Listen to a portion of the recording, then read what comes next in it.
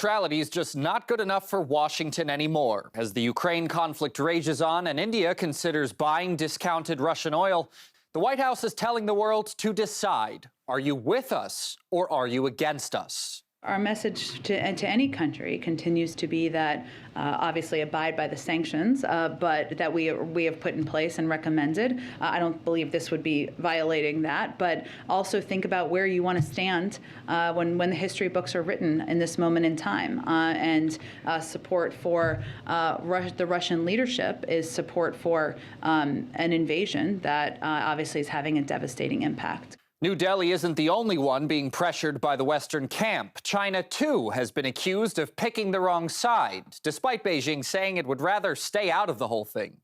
Well, China's already on the wrong side of history when it comes to Ukraine and the aggression being committed by Russia. As for the U.S., it seems like no matter how many toes it steps on, Washington will say it's still one of the good guys. It doesn't matter that oil prices have risen 40% this year, and India could seriously reduce its energy bills with discounted imports from Russia. The U.S. even threatened India with sanctions for its recent purchase of S-400 missile defense systems from Moscow. It's as if the White House thinks India, the world's largest importer of Russian weaponry, should just radically change its trade deals at the drop of a hat. India not only depends on Russian weaponry, but it also relies hugely on Moscow for military upgrades and modernization as it moves towards self-reliance in its defense sector. And to top it all off, Washington is offering nothing to replace what it's asking India to give up.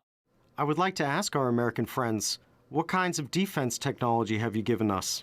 What the U.S. is offering is the F-16 fighter aircraft rebranded as the F-21.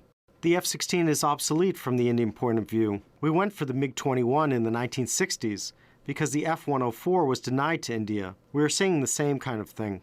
On the other hand, it's not for nothing that India's enjoyed friendly relations with Russia for so long.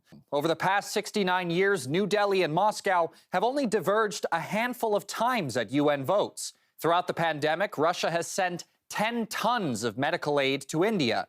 And what has the U.S. offered? Demands, threats, and smack talk. Today, they are, putting particular pressure on India because India is one country which has a substantive relationship with Russia, and that also in vital sectors of the economy and in national security. Americans know very well that we are not a people with a bloc mentality. So that is the worry here also, that if they don't pin us down now, it becomes all the more difficult. There is a very heavy dependence on Russia for India. India's national security will collapse without this relationship. So, they are talking to us on a track where there is really no fallback position for India.